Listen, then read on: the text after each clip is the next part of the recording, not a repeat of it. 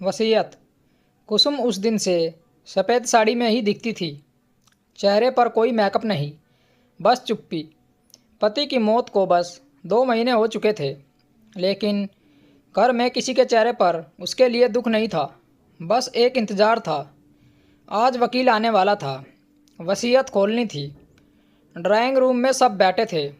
सास लता जी, बेटा सुरेश, उसकी पत्नी शोभा और कोने में चुपचाप बैठी कुसुम। लता जी ने तिरछी नज़र से देखा। तू यहाँ क्यों बैठी है? यह बड़ों का मामला है। कुसुम ने धीरे से कहा। बाबूजी ने खुद कहा था, जब कागज़ खुलेंगे तो मैं भी रहूँ। सुरेश हंस पड़ा। बहुत उम्मीद मत पाल भाभी, पापा ने सब सोच समझकर लिखा होगा। इतने में वकील अंदर आए। फाइल खोली। घर में सन्नाटा था। लता जी ने हाथ जोड़कर कहा, पढ़िए वकील साहब, ताकि सब बात साफ हो जाए। वकील ने पढ़ना शुरू किया। मैं राम बाबू, अपने पूरे होशावास में। कुसुम ने उंगलियां कांप रही थी। उसे याद था आखिरी दिन जब बाबूजी ने उसे अलग कमरे में बुलाकर कहा था, बेटी, इस घर में तेरे साथ न्याय नहीं हुआ है, लेकिन अब होगा। लता जी बीच में ही बोल पड़ी। सीधा बताइए, किसके नाम है सब? वकील ने चश्मा ठीक किया। मेरी पूरी चल अचल संपत्ति, मकान, दुकान और खेत मेरी बहू कुसुम के नाम करता हूँ। कमरे में जैसे बम फट गया। क्या? सुरेश खड़ा हो गया। लता जी की आवाज़ कांपने लगी। यह झूठ है, ऐसा नहीं हो सकता। मेरे बेटे को छोड़कर उस पढ़ाई को कुसुम का चेहरा सफ़ेद पड़ गया। उसने खुद भी यह शब्द पहली बार सुने थे। सुरेश गुस्से में उसके सामने आकर बोला, तूने क्या किया है? पापा को बहकाया है। कुसुम पहली बार सीधी खड़ी हुई। मैंने कुछ नहीं किया। बाबूजी ने जो सही समझा वही लिखा।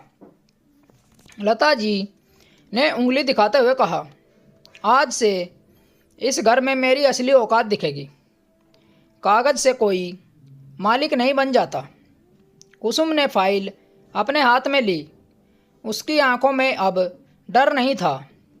मालिक मैं बनूं या ना बनूं, लेकिन आज के बाद नौकरानी रहूँगी।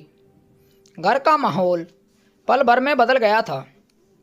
वकील चुपचाप बैठा था, लेकिन उसने एक और लाइन पढ़ी जिसे अभी किसी ने ध्यान से सुना ही नहीं था, और वही लाइन इस घर की नींव को हिला देने वाली थी। वकील ने गला साफ किया। एक बात और है, राम बाबूजी ने लिखा है, अगर इस फैसले पर किसी ने आपत्ति की या बहू को मानसिक या शारीरिक रूप से परेशान किया तो सारी संपत्ति सीधे ट्रस्ट में चली जाएगी। कमरे में फिर से सन्नाटा छा गया।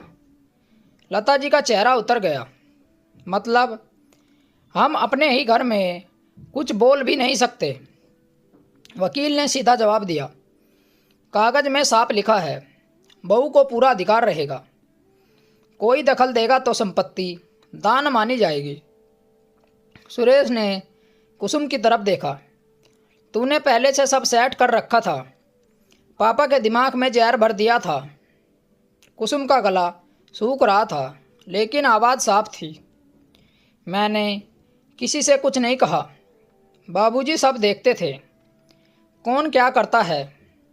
लता जी तमतमाकर बोली, देखते थे तो यह भी देखते होंगे कि इस घर का असली वारिस मेरा बेटा है। कुसुम ने पहली बार पलटकर सीधा देखा। जब मेरे पति जिंदा थे तब भी आपने उन्हें कभी मालिक नहीं माना। हर बात में सुरेश भैया ही बड़े थे। बाबूजी को शायद यही याद रहा। सुरेश का चेहरा लाल हो गया। ज़्यादा मत बोलो, अभी भी इस घर में ही रहना है तुम्हें। कुसुम ने फाइल टेबल पर रख दी। रहना है या नहीं, यह मैं तय करूँगी। अब कागज़ मेरे हाथ में है। शोभा जी अब तक चुप थी। धीरे से बोली, दीदी आप तो जानती है घर कैसे चलता है, अकेली कैसे संभालेंगी। कुसुम ने उसकी तरफ देखा। जब सब काम मैं ही करती थी तब किसी ने यह नहीं पूछा कि मैं कैसे संभालती हूँ। लता जी ने व्यंग के साथ कहा, ठीक है, बहुत मालकिन बन रही है तो कल से राशन, बिजली, दवा सब तू ही देखना, 1 रुपये की मदद नहीं मिलेगी। कुसुम ने बिना घबराए जवाब दिया। आज तक भी कौन सी मिलती थी। वकील उठ खड़ा हुआ। मेरा काम पूरा हुआ, कागज़ रजिस्टर्ड है, कोई कानूनी दिक्कत नहीं होगी। दरवाज़ा बंद होते ही सुरेश ने कुर्सी पर हाथ पटका। माँ, कुछ करना पड़ेगा, ऐसे कब तक चलेगा। ऐसे कैसे सब उसके नाम कर दिया। लता जी की आंखों में अब गुस्से से ज़्यादा डर था। कुसुम चुपचाप अपने कमरे की तरफ बढ़ी। पीछे से आवाज़ आई, इतनी खुश मत हो, यह घर तुझे चैन से नहीं रहने देगा। वो रुकी नहीं, कमरे में जाकर अलमारी खोली।